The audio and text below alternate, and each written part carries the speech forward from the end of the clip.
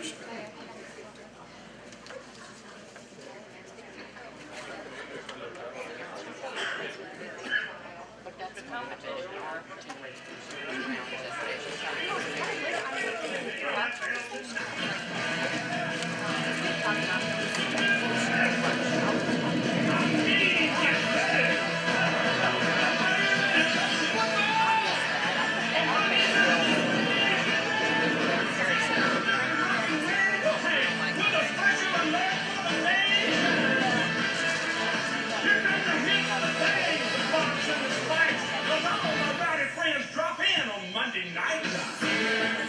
Welcome to the 2016 Leadership Development Institute Kickoff.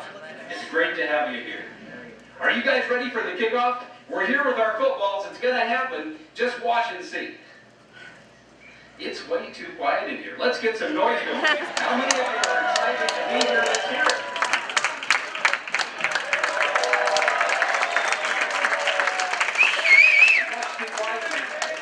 Are you excited? Let's make some noise and welcome each other here.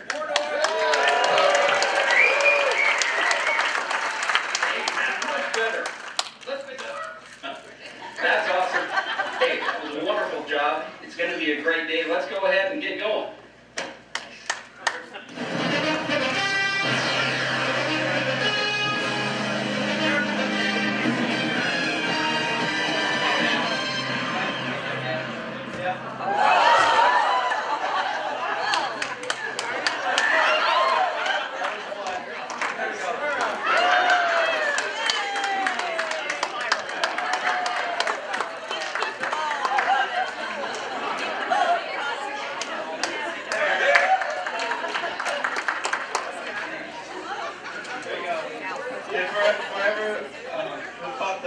You get to keep those. So, well, once again, welcome. I'm glad that you guys share and everybody in the Quality Impact team. All the entire team, I would consider. It's the worst possible. All right. Closer. So once again, welcome here. We've got a great day planned, a great speaker from the speaker group that we'll introduce later, and really a lot of good content. I'm glad everybody made the trip and braved the harsh conditions outside to be here. And I think we're really going to make it worthwhile. So without further ado, we'll get started. We're getting techie for this LDI, so I want all of you, as you work throughout the day, if you have a Twitter account, if you don't, sign up for one. If you don't know what Twitter is, maybe ask. It's a good first step. But if you use the hashtag KickoffHH today, please use that in all your tweets. Anything positive, anything about the day, we're going to be showing those during the breaks. So that's just part of what we're going to do. For the agenda for today, you can see, I'm not going to read all of them, just hit the ones that I know you're all concerned about. We'll focus on 8 throughout the morning, and then we'll break for lunch at around 11:45. I wanted to let you know for our halftime show, it'll still be while you're eating, so there's no rush. But we'll start that roughly 30 minutes into lunch, and we'll just give some presentations during lunch while you're eating. But we'll use approximately about an hour for lunch, and then we'll spend the afternoon doing a lot of exercise, getting people up and moving.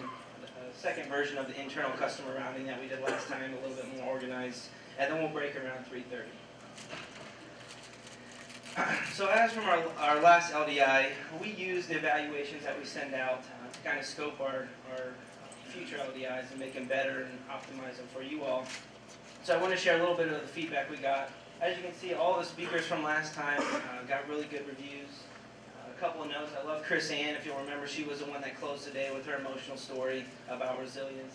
And then Steve's enthusiasm is contagious, as you can see in that video.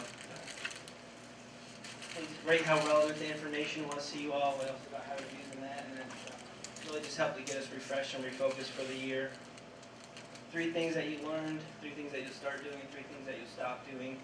I kind of combined those just to show us the coaching versus cheerleading that we talked about, resilience, high performance bring solutions, and then the chair yoga. I think that was a big hit last time as well. And then the stoplight report, a couple ways that we can improve that we heard, and wanted to give you an update on where we're at with those. So one was that, could these LDIs be a half day?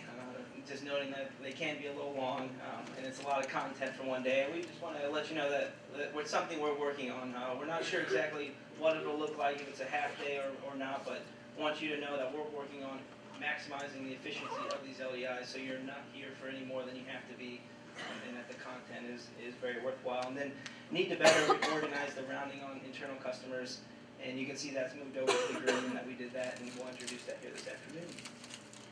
So without further ado, I'd like to bring up Chaplain Russ, and as part of our personal development series that we start each day and bring us back after lunch to kind of focus us in, he's going to do that for us here today.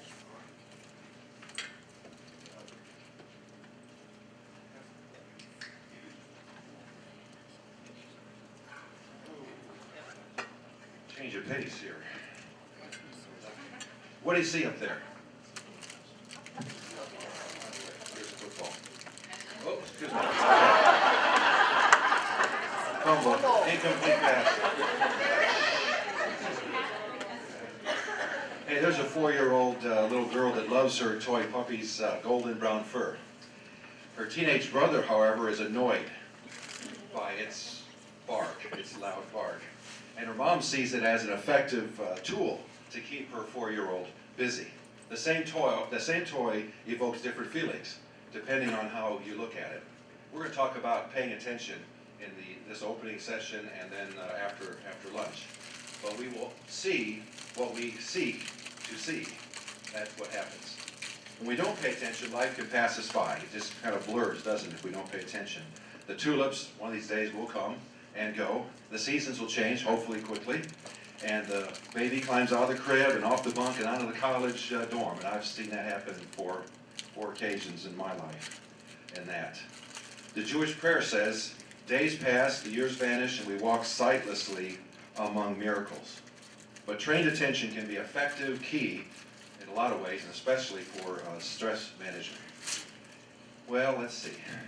You ever been at a kindergarten dance recital? Anybody ever been in the seats for that? Yeah. Sounds fun. It's a series of 3-minute shows during which 5-year-old performers wave at their parents, a few run to their mothers in the middle of the act, and 2 of them are going to be picking their noses. But nevertheless, everyone applauds, everyone cheers, everyone has fun. If you prefer a sports image, the same thing happens at T-ball games, if you remember those games you've been with kids. Why so? Well, I think it's because we're not demanding perfection in those situations. Our enjoyment isn't about the quality of the dance or the tally of the score. It's about the experience of watching them dance and play. Consider another entertaining experience. Watching a World Cup soccer match. By the way, this is India 11 right here. This is football, you know. Well, imagine you're a German citizen watching your team in a semifinal match with arch-rival Italy. The match is scoreless until the last 2 minutes of overtime when the Italians score 2 quick goals in succession and eliminate your team from the tournament.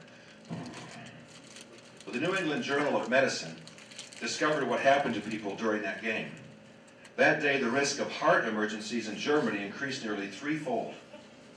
And the risk was substantially higher for men than women, with the highest risk within 2 hours of the match's beginning. And so an entertaining activity mutated into a life-threatening event, partially because the viewers obsessively judged each move of the game, and they also felt helpless to influence the outcome, despite desperately wanting to do so. How might we experience our daily worlds as though we were watching loved ones at a dance recital, instead of stressing out over something we sometimes can't control? Well, imagine coming home after being away for 10 days on business. Some of us have had that experience, haven't we? Are you likely to meet your family at the door with a more loving presence, at least for 15 minutes? Assuming you said yes. What was different after 10 days? We hadn't seen them for 10 days, and you were catching up. You had missed them, and you're excited to see them again, and they are more interesting, and after 10 days, you probably forgot why you were mad with them in the first place. Well, places and people we see every day become familiar and routine, and can even be boring. But when we haven't been around them for a while, our emotional systems perceive something that draws our attention, and that's novelty. Novelty fuels joyful attention. Well, and here's an easy place to start training and sustaining joyful attention really every day. Looks good. Well, we're going to have a great lunch here later, and tailgating and all that, and we're excited about that. We typically spend 5 years of our lives eating. If you add it up, 5 years. Some of us more and some of us less. Health conscious people, we focus on what we're eating, and we're focusing how much we eat. But how about how we eat?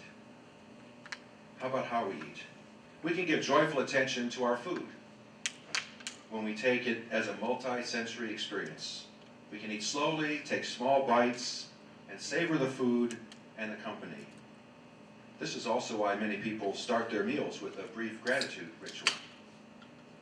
Another place to apply joyful attention to your day is during the gaps. As your computer boots up, close your eyes and send a mental email of gratitude to a few people instead of watching that spinning dial that we're so frustrated with sometimes. When you walk into an appointment, just notice the people, the faces around you. Well, getting into the habit of practicing joyful attention doesn't mean we're going to lose focus on the daily tasks that are before us.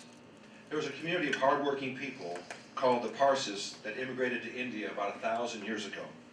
And when their leaders went to the local ruler, that ruler presented them with a vessel filled to the brim with milk, signifying that the lands were full and they should go find a home someplace else.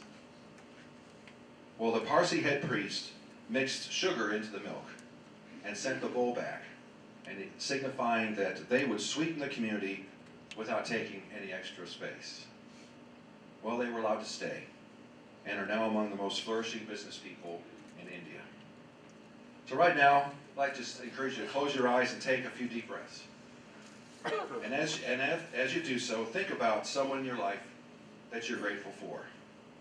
And as you breathe in, bring that person's face in front of your closed eyes.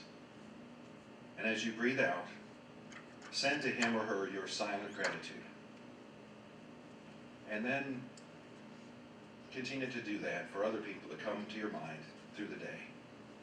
Thank you for your attention this morning, and have a great day together.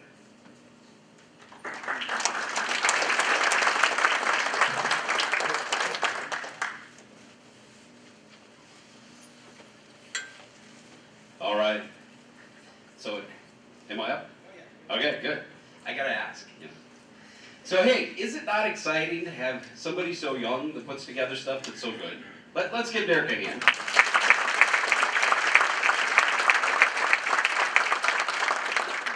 I have been trying to convince him to grow a beard and join me. I don't know if y'all noticed I have a beard now. Yeah, okay. My wife has not made me shave it off yet, and the only reason she doesn't think it looks good, it's because I'm trying to be Dave's twin right here. See, we got the same shirts. That's awesome. No. She thinks that the white in my beard makes me look more distinguished, right? So it's not that she likes it. So I'm going to keep it as long as she can. How many of y'all that are guys have tried to grow a beard before? And how many of you have actually had your wife let you keep it? Two of us. But Dave isn't even going to do that. Okay, he's not got it. Well, hey, I'm excited to be here. This is a great day. It is very cold out there. It is really cold out there. And I have to tell you, I'm from Iowa. So this is kind of a normal winter day back in Iowa. And I did not wear my Iowa shirt. I didn't wear it. Rick, where are you? Right here. Yes. There was a game earlier this year, and I didn't want to make Rick feel bad. So I didn't wear it. So I did wear my Colts jersey, though. But hey, what I want to do is start us off and really kind of continue what Chaplain Russ was talking about, and really thinking about why we're here. And that is our mission, our vision, and our values. And as we often do, I'm going to ask for volunteers to read our mission, vision, and values. So who would like to read our values? All right, go for it. Awesome. That is what we're about. And as we have said before, these do not come from nowhere. This is based on the character qualities of every single person in this room and everyone who is a part of our organization. That is what the foundation of our values is. And we leave these values out every day. And our mission, who would like to read our mission? To be a caring community partner by healing, improving health and wellness, alleviating suffering, and delivering acts of kindness one patient at a time. That's awesome. Delivering acts of kindness, one patient at a time. That is my favorite thing. So Tammy was going to volunteer here, so she's going to read the vision now. Go ahead, Tammy. Okay. Our vision: to be nationally recognized for kindness in the delivery of excellent quality patient care, efficient and effective operations, the adoption of proven technologies, the creation of a positive workplace environment, and excellent and community service. Great job. Kindness is in both our mission and our vision. And that is my favorite word in both of those, because remember what it means. People will always forget what we say. They will often forget what we do, but they will never forget the way we make them feel. So the other night, actually just 2 nights ago, I was in a guild board meeting. That's the board for our volunteers. How many of y'all besides Dawn know how many volunteers we have? Anybody have a guess? 350. Well, Linda was closest. It's 400. It's like 390 something, almost 400. Can you imagine 400 people that come to our campus every week and work for many, many hours? You know that I learned last week, now where's Dawn? Well, there's Dawn. I learned last week that we had a couple of volunteers who were how many years? 48 years.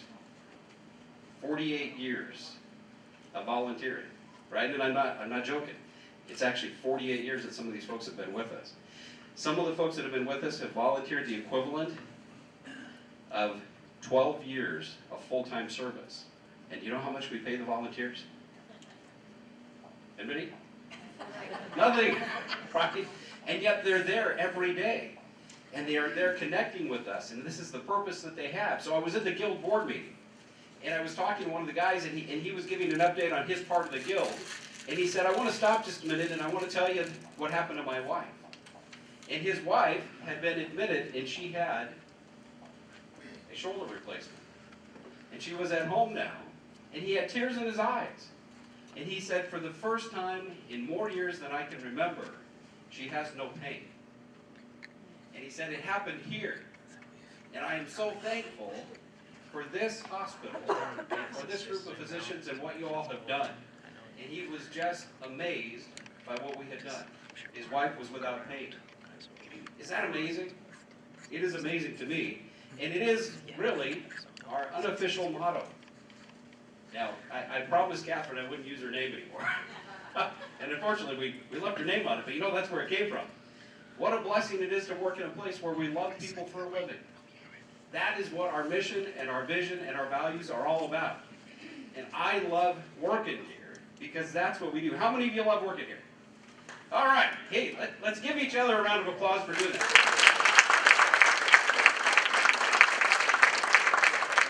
It is fantastic. All right, so you know, we have a timeline that we have been working through, and this whole Hi-Fi Studer initiative has not been just by accident. It is because we want to build on top of that foundation of loving people for a living and be able to achieve even better outcomes and better experiences for our patients and for each other. Because I want to come to work every day, and I want to know that I made a difference in somebody's life. So as you look through this, you can see that we have a number of things that we have done, and we have some things that are in process right now, and a lot of this is not new. So we have the aided retraining, we have aided validation, right? That's what's happening today, is we're gonna learn more about aided. So I gotta stop here. Derek, am I supposed to be doing this? Yes. Okay. Because you know, the young man will look at me and say, hey, I think I was doing it. So we have aided retraining that's happening today. We're gonna be talking this year about how we select talent. Now, how many of you go to the new associate orientations? All right. Isn't it fantastic to be in that room with people that are brand new to us, and they're learning about us for the first time, and they're excited, and they're enthusiastic about being part of our family? It is wonderful to be there, because when I meet those new associates, I know that they are not there by accident, because we have done a great job of selecting the people that support the values that we have and our mission and our vision. So we're going to even talk about how we can do a better job of that as we get into the second quarter. Hourly rounding refreshers. Hourly rounding is really important, because if you've ever been a patient and you haven't been visited for a while, which we don't do that here, but we're going to do it even better, it's great to have somebody coming in and checking on you. We have QI team initiatives. We're going to have some presentations on that later. And then we also have the sustainment and validation of current initiatives, all of those things that we should be doing now. Like the LEM. How many of y'all are just a little bit sick of the LEM? All right. But the LEM is important because if you not figured out that it actually makes you think, you sit down with the LEM and you're thinking, okay, I have to have my goals. We're going to talk about how the goals came together a little bit later. But it makes you think about how you have to do this. And the rounding. How many of y'all are using the rounding software? I know a bunch of us are because I see the reports. And you know what's really helpful? Because I can actually get right online and I can do it, and it helps me remember the questions that I'm asking and how to follow up on things. And the monthly meetings. I love the monthly meetings because it's structured now. And we know exactly what we're doing, we know what we're touching on, and we know how we're touching base and keeping things moving forward. And the thank you notes. I have been getting thank you notes. How many of y'all get thank you notes? Isn't it great when you get thank you notes? I love it. And I'll tell you what, I've gotten a couple of thank you notes from outside of the organization, and it was a stark contrast in how you do and how you don't write thank you notes. I had one that came from a local organization that was very nicely written, and it had some nice thoughts in it, and it was very concrete, and I loved reading it. It meant a lot to me. And I had another one come from a local business that says, thanks for your business. And that was it. And I got them both on the same day. And I can tell you, the one made me feel really good. And the other one, you know, it was somebody's job, I know. So when we write these thank you notes, and we give concrete examples to people of the difference they have made, like the ones that I've been receiving from inside our organization, it makes a huge difference for me. So all kinds of things that are happening this year. And then, you all know that we have loving people, or hashtag, okay, I gotta try to become younger here, hashtag loving people for living stories. And I'm gonna read you 4 of those, and they are just amazing. First one is about April Blair. So here's the story. A patient stated, I've never had procedures done where I've had the same person with me each time. April Blair did my screening mammogram and then my callback. On the day of my stereo biopsy, much to my relief and amazement, she was with me again. I was terrified of the initial needle stick, but she happened to place her hand on my leg at precisely the moment I needed the most reassurance. Despite my diagnosis, God is good all the time. I can't thank her enough for all she did for me. April had a patient that she took care of in mammography. When she was called back for additional imaging, she got her again. She also had her for her biopsy. Unfortunately, the patient had to go to surgery, and April came and wished her well, along with a card. I wish you could have seen the patient's face. She was so happy to see her, and they hugged with tears. That was a wow. What a heart April has. Isn't that cool? You know, it is the lesson I learned a long time ago, early in my career. And that is that it's the hugs, and the holding the hands, and the warm blankets, and taking a little bit of extra time to talk. That's what makes a difference. That's what people remember. So here's the next one. Ainsley Johnson and Ron Stoltz. The lab received a call from a patient's mother. She was still a little emotional when she called, but wanted us to know how great our laboratory staff is. Her son has cerebral palsy and is bigger than she is. He is very difficult for her to lift and transport in a wheelchair. Ainsley Johnson recognized the difficulty of her situation and asked Ron to go to the patient's car and draw her son's blood work there. Mrs. Perry had never had this happen before at any facility they had been to. She went on and on about how grateful she was and wanted me to know specifically about how our staff went above and beyond. She also told me she was so impressed with Hancock Regional that she posted her experience on Facebook, as she wanted everyone to know what a wonderful facility we have right here in our community. Wow. How many of you have ever gone out? How many of you actually go out to Facebook? Oh, you see it? Oh, yeah. I tell you what, Facebook is where people get information. That's how we keep track of our kids, because they live in different parts of the country. If you really want to know what's happening, look at Facebook. And when people go to Facebook and they see positive things about us, they know that people really feel it. Wow. Truly, that's what Patients First is about. Misty Essex, CICU. Misty is such an asset to the organization. She works as a nursing supervisor, staff RN, charge RN, and utilization review manager. If ever there is a need for someone to come in to help, when the day or night shift is busy, she comes in to help in any way she can. Recently, I received a letter from a gentleman that was very impressed with Misty's skill as a nurse. This gentleman suffered a cardiac arrest in our CICU while visiting a patient. When he became unresponsive and slumped over in his chair, the other visitors summoned Misty to the room. Wow, how'd you like that? That'd be a shock. Upon entering the room, Misty rapidly assessed the situation. She calmly took control of the situation. She quickly lowered the man from the chair to the floor and began CPR. The gentleman responded to the CPR and regained a pulse. He was taken to our ED and ultimately transferred to St. Vincent's Hospital for further treatment of his condition. This gentleman credits Misty, appropriately, with saving his life. Although he doesn't remember these interventions that Misty administered, his family was grateful for her quick actions and life-saving measures.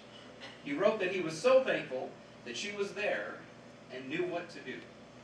He stated that he was eating breakfast with his family the day he wrote the letter because of Misty's quick actions. He now has a permanent defibrillator in case he has a sudden cardiac arrest again. That's probably a good idea. But wow, he will never forget Misty. Ella Collins, Environmental Services. Ella is a housekeeper on the evening shift in the ED. Ella does a wonderful job. She is always willing to do whatever is asked of her. She truly cares about the people she works with and the patients we serve. Recently, Christmas cookies and cakes began showing up in the EMS room for the EMTs and medics. After a bit of investigating, it was discovered that Ella was the one bringing these in for the EMS staff. The EMS coordinator thanked Ella for this kind gesture and asked why she was doing this. Ella replied that the EMTs and the paramedics' work often gets overlooked, and she wanted them to know they were appreciated for all they do for our patients. This gesture speaks to the type of person Ella is. She took this on herself to do without being asked. She did it anonymously, not seeking reward or recognition. Are those fantastic stories?